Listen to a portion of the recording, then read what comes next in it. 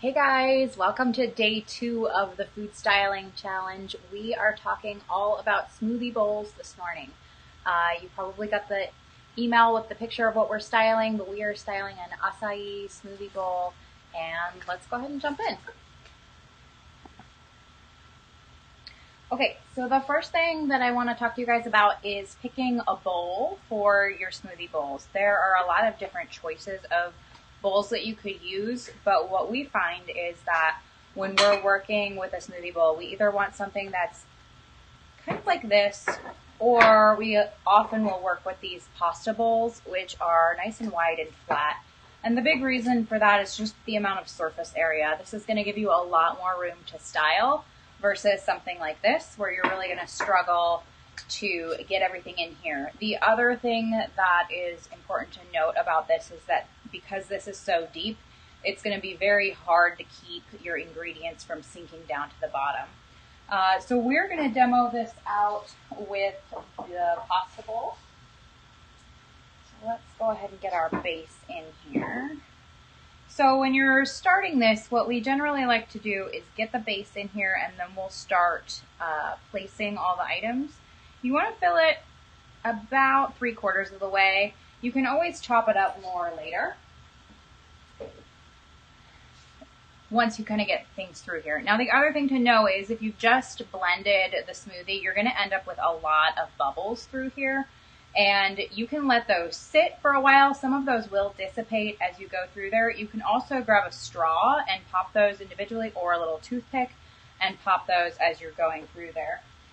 The next thing that we're going to want to start is layering on our granola, and then we're going to layer on the fruit. And the important thing to know about this is, again, you're going to get things sinking through here. So you can use either other pieces of fruit. You can cut up bananas and kind of stack them up in there, or you can use the clear ice cubes.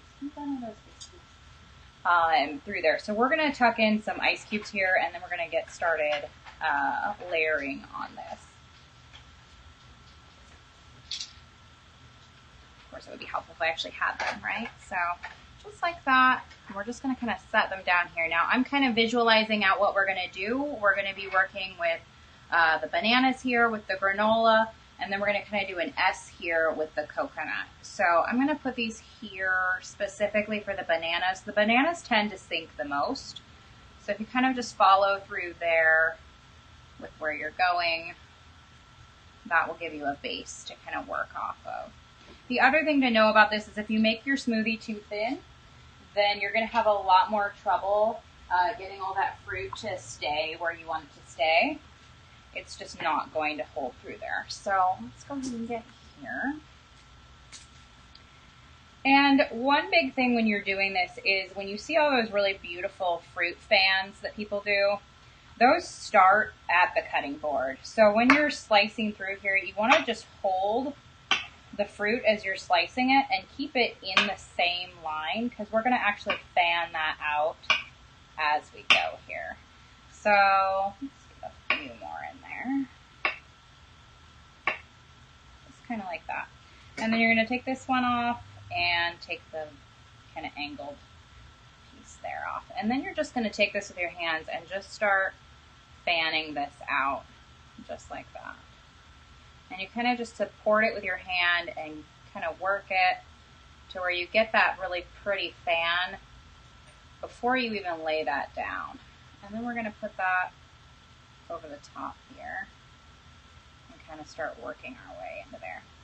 So you can see it kind of looks like it's floating. So don't worry, that is kind of the first start here. And then as we get going a little bit more, we'll fill the rest of the base up there.